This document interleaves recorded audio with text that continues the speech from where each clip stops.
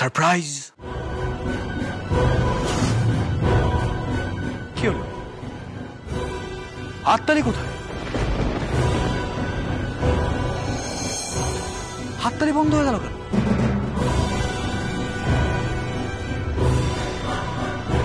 এই তোমরা খুশি হওনি আমি আমি আজ ফিরে এসেছি?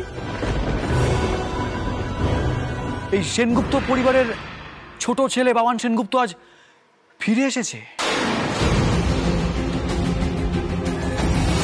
বাবান, বাবান তুই এখানে কেন এসেছিস? বাড়ি আমি আসবো না? আমাকে তো আজ আসতেই হতো। আজ তোর আর আমার ছোট বৌদি ভাইয়ের দ্বিতীয়বার বিয়ের সঙ্গীত হচ্ছে।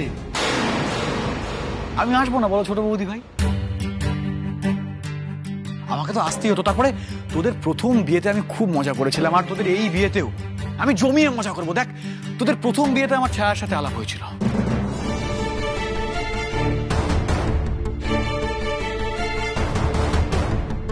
ছায়াকে আমি আমার জীবনে পেয়েছিলাম। আর হতেও তো পারে তোদের এইবারের বিয়েতে আমি আমার ছায়াকে আবার ফিরে পেলাম। হ্যাঁ, আর তার জন্যই তো আমি এতটা ছুটে এলাম। ছুটে এসে কি দেখলাম?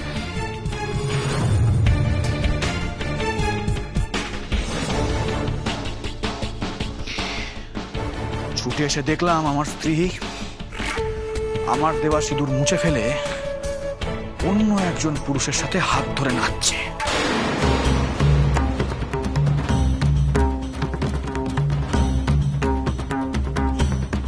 বাহ, দারুণ দারুণ ব্যাপার। হাততালি হাততালি হাততালি।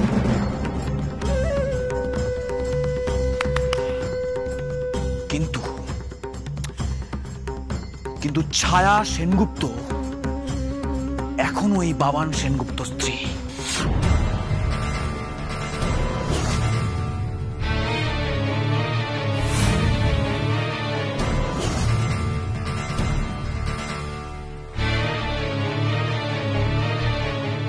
আমার সাথে কিন্তু এখনো ডিভোর্স হয়নি, তাই ছায়া এখন আমার সাথে ডান্স করবে।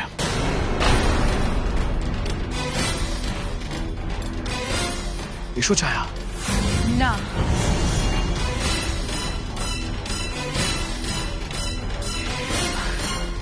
স্বামী ডাকলে না করতে নেই।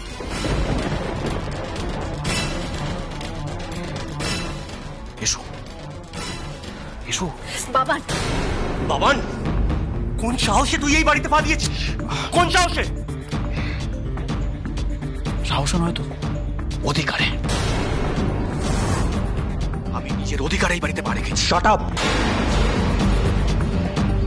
তোর এই বাড়িতে কোনো অধিকার নেই। তোকে আমি মারতে মারতে বাড়ি থেকে বের করব।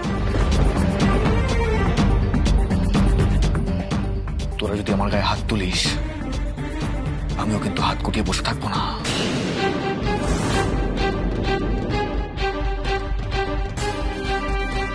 তা কেন বাবা? তুমি তো হাত গুটিয়ে বসে থাকার ছেলে নও। তুমি তো আলোর বাবাকে ওইভাবে। ওটা একটা অ্যাক্সিডেন্ট ছিল। কখনো না, কখনো না। তুমি জেনে বুঝে ওটা করেছিলে, ওটাই তোমার টার্গেট ছিল।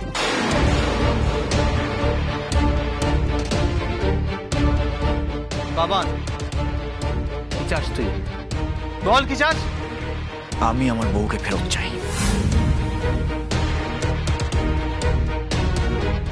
আমি আমার স্ত্রীকে ফেরত চাই, আমার একমাত্র স্ত্রী বলে কথা।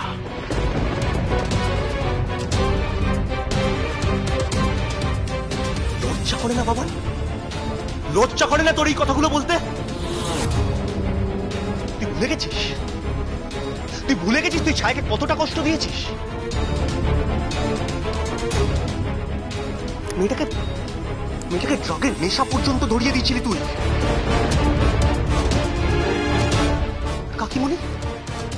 কাকিমণিকে তুই কম কষ্ট দিয়েছিস? আমি না তোর কাছ থেকে এখন কে আনন্দ পেয়েছে কে কষ্ট পেয়েছে এগুলো শুনতে চাই না।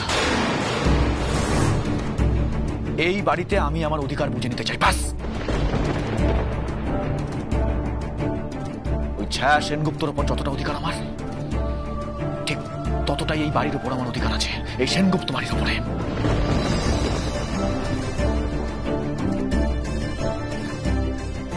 এটা আমার দাদুর কেনা জমি,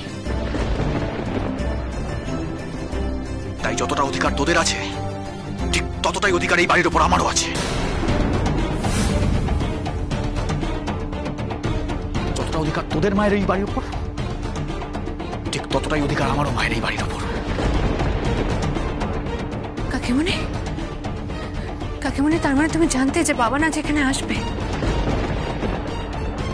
তার জন্য সকাল থেকে এত অদ্ভুত বিহেভ করছিলে তুমি। সকালে লেমন হানিটি তুমি বাবানের জন্য নিয়ে গেছিলে,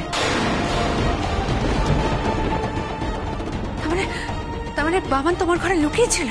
Shut up!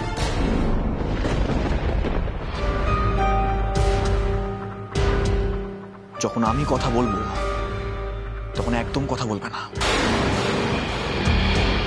আমি বাবান সেনগুপ্ত, এই সেনগুপ্ত ভিলার একজন অংশীদার যখন কথা বলছি তখন একদম মাঝখানে নাক গলাবে না তুমি।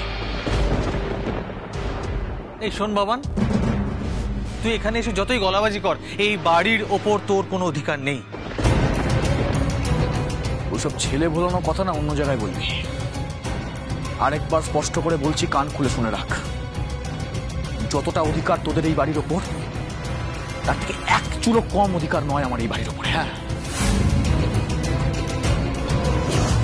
এই বাড়িটা আমার ভোগ করার কথা, তা নয় কোথাকার ওই নেলা খাবার ছেলে, তার মা আর তার বাচাল কাজের মেয়ে এখানে এসে বাদ করছে।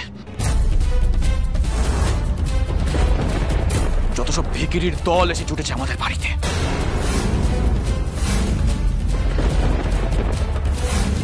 খবরদার বাবার, একদম আমার মা ভাইকে অপমান করবে না, একদম ভিখিরি বলবে না তুমি ওদের। ভিখিরি ভিখিরি না হলে ল্যাজ নাড়তে নাড়তে তোমাদের পেছন পেছন আমাদের বাড়িতে এসছে কেন? কারণ এই বাড়িটা তোমার নয়, এই বাড়িটা আমার শ্বশুর মশাই তিল তিল করে গড়ে তুলেছিলেন। বাবান, তুই শুধু বাবার কাছে কাজ করতিস। আর শোন বাবা, সেই কাজ করার জন্য তুই যথাযথ পারিশ্রমিকও পেতিস। আর এটা মনে রাখিস, এই বাড়িটা আমাদের বাবা তার রক্ত জল করা পয়সা দিয়ে তিলে তিলে বানিয়েছে। অধিকার? কিসের অধিকার? তোদের দয়া করে এই বাড়িতে থাকতে দিয়েছিল বাবা। কি বললি? দয়া? দয়া, তাই না? তোদের এই ভুলটাই আজ আমি ভাঙাবো। স্পষ্ট করে বলছি, আরেকবার বুঝে নেয় কথাটা। এই জমিটা এখনো দাদুর নামেই আছে। ওই চোর তীর্থঙ্কর সেনগুপ্ত আমাদের ঠকিয়ে সবটা নিজের দখলে করে নিয়েছে। দেখ দেখ এখন কোন গড়াদের পেছনে পচে মরছে। বুঝে বল না, অতি চালাকের গলায় দড়ি।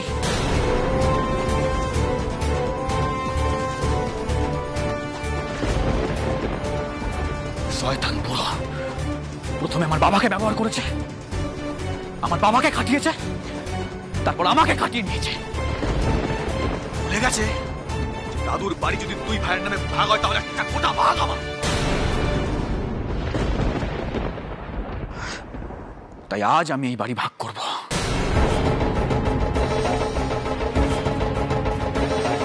এই বাড়ির ভাগ আমি ভোগ করব আর আমার বউকে নিয়ে সুখে সংসার করব। না, কখনো না। আমি তোমার সাথে এক মুহূর্ত থাকতে চাই না। তোমাকে আমি জাস্ট ঘেন্না করি। আর তোমার সাথে থাকলে আমার নিজেকে অসুস্থ বলে মনে হয়।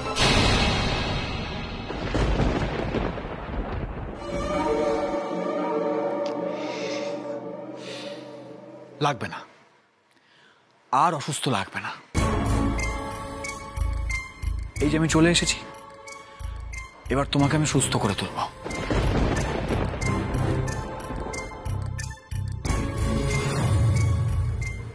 ছায়া, ছায়া, তুমি ওই হাতটা এবার ছেড়ে দাও। এই বাবু, ওই হাতটা ছেড়ে ওই যখন তোমার মা দাঁড়িয়ে আছে ওখানে গিয়ে মায়ের আঁচল ধরে দাঁড়াও। যাও যাও। এই কথা কানে যাচ্ছে না? কানের কি চাস? বাবনের আসল রূপটা দেখতে চাস?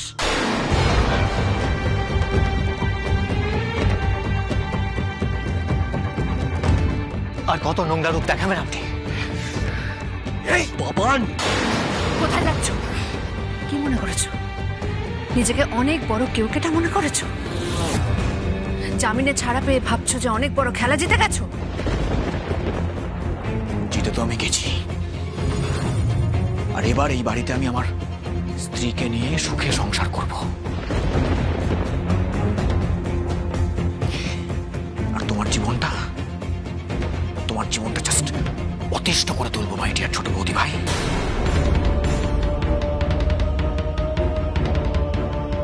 আর ছায়াকে আমি কিছুতেই ডিভোর্স দেব না, কিছুতেই না। অত সহজ নয় বাবা, অত সহজ নয়। তোমার এই বাড়িতে ভাগ আছে কি নেই, ছায়াকে তুমি বউ হিসেবে পাবে কি পাবে না সেটা ডিসাইড করবে আইন আদালত।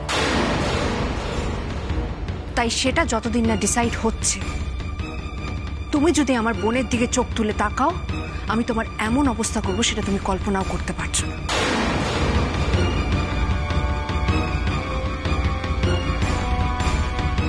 আলো,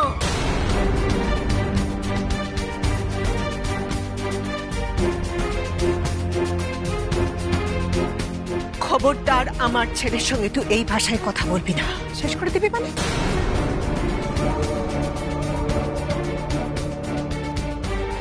স্পর্ধা কি করে হয় তোরা? আমার ছেলেকে তুই শেষ করে দিবি? তুই জানিস কত কষ্টে মৃত্যুর মুখ থেকে ফিরে এসছে ও। কাকিমণি, কাকিমণি, তুমি এসব কথা বলছো? হ্যাঁ বলছি।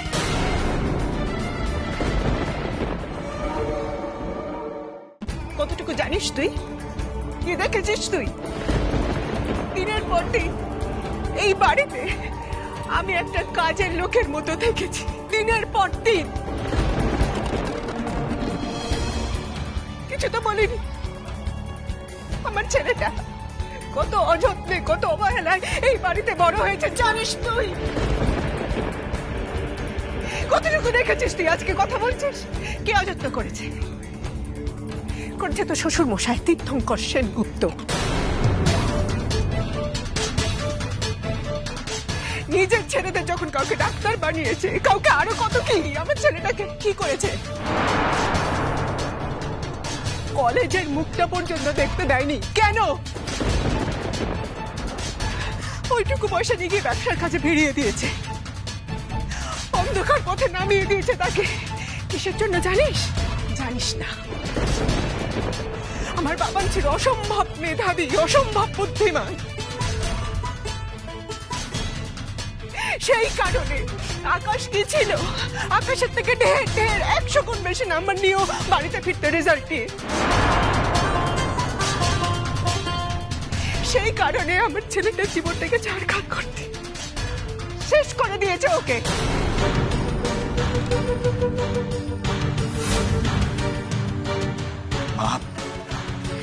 তুই ঠিক বলেছিস বাবা, একদম ঠিক কথা বলেছিস।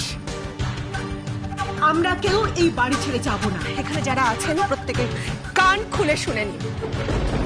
এই বাড়ি, এই ভিটে হচ্ছে আমার শ্বশুর মশাই, তীর্থঙ্কর সেনগুপ্তর নয়। আর সেই কারণেই আমার যে অংশ, আমার বাবানের যে অংশ, সেই ভাগ ছেড়ে আমরা কোথাও যাব না, কোথাও না।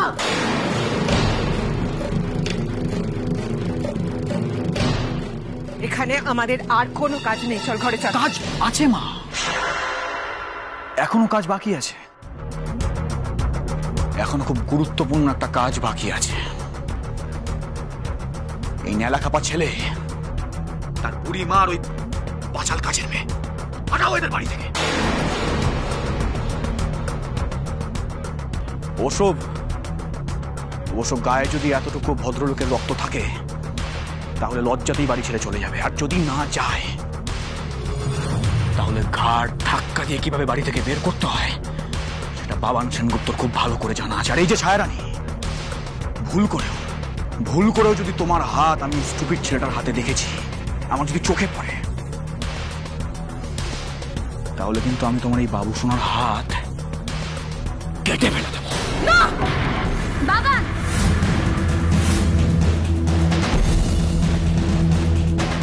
আমরা এই বাড়ি ছেড়ে চলে যাচ্ছি, চল চল বাবু চল। বাসন্তী আয়, জিনিসপত্র নেবার দরকার নেই, তাড়াতাড়ি চল। দাঁড়াও মা। দীপজল, মা দাঁড়াও মা। মা,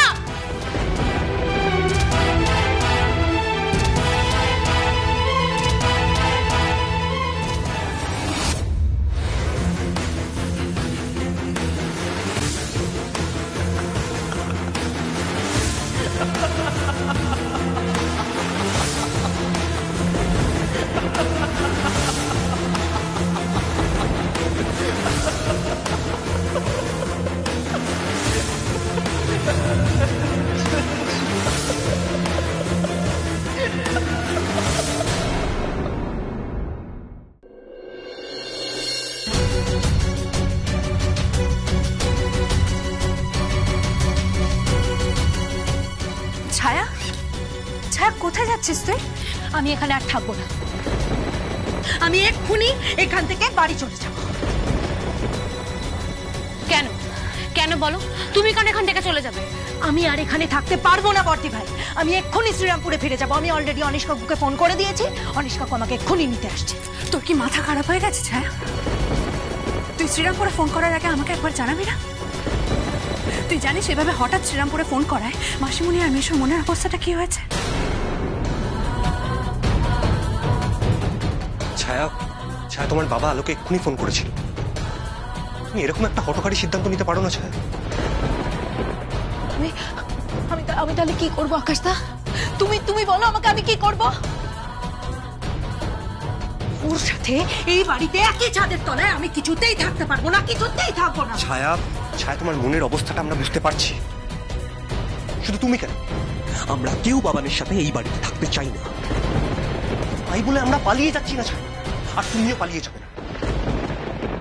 আমরা সবাই মিলে একসাথে বাবানের বিরুদ্ধে লড়াই করব।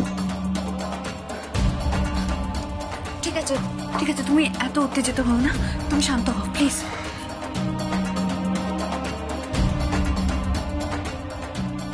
ছায়া, ছায়া তুমি কি ভেবেছো? তুমি এই বাড়ি ছেড়ে শ্রীরামপুরে তোমার বাবা মার কাছে গিয়ে থাকলে বাবান তোমার পিছু ছেড়ে দেবে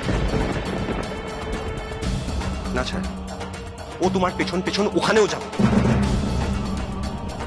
শ্রীরামপুরের বাড়িতে গিয়ে তোমাকে উত্তপ্ত করবে, ওর স্বামী হবার অধিকার ফলাবার চেষ্টা করবে। তাহলে আমি কি করব? ছায়া, ভাইয়া একদম ঠিক কথা বলতে। ছায়া দেখো, তুমি যদি এখানে আমাদের সবার সঙ্গে থাকো, একসঙ্গে থাকো, আমরা সবাই তোমার খেয়াল রাখতে পারবো। আলো তোমাকে নজর নজরে রাখতে পারবে। ছায়া, ছায়া, ছায়া, বৌমনি ভাইয়া ঠিকই বলছে। তুমি এই বাড়িতে আমাদের চোখের সামনে থাকো। তোমরা কেন বুঝতে পারছো না? তোমরা তো জানো, বলো, তোমরা তো জানো যে বাবান কতটা ডেঞ্জারাস। বাবান করতে পারে না এমন এমন কোনো কাজ নেই। আর আজকে আজকে সবার সামনে বাবান যেভাবে দীপজয়কে কথা শোনালো, যেভাবে অপমান করলো, দীপজয় দীপজয় বাধ্য হয়ে মুখ কালো করে। আচ্ছা বর্দি ভাই, বর্দি ভাই, আমি দীপজয়ের সামনে, জ্যাঠাইমার সামনে কি করে দাঁড়াবো বলো তো? কি করে দাঁড়াবো? আর জ্যাঠাইমা, জ্যাঠাইমাকে মেনে নেবেন? জ্যাঠাইমাকে আমার আর দীপজয়ের বিয়েটা কখনো দিতে চাইবেন? ঠিক হয়ে যাবে ছায়া, মাকে বোঝাবো, মাকে সবাই মিলে বোঝাবো, মা ঠিকই বুঝবেন। মাকে বলবো যে বাবান কতটা খারাপ মানুষ, আর তুমি একদম বাবানের মতো খারাপ নাও। আলো আলো, ছায়া তুই কেন বুঝতে পারছিস না? বাবানের সাথে লড়তে গেলে ওর চোখে চোখ রেখে লড়তে হবে, ভয় পেলে চলবে না। কারণ ও একটা শয়তান, একটা ক্রিমিনাল। ও যা খুশি তাই করতে পারে, কিন্তু কিন্তু আমরা যদি একজোট হয়ে ওর বিরুদ্ধে লড়াই করি, ও আমাদের কোনো ক্ষতি করতে পারবে না।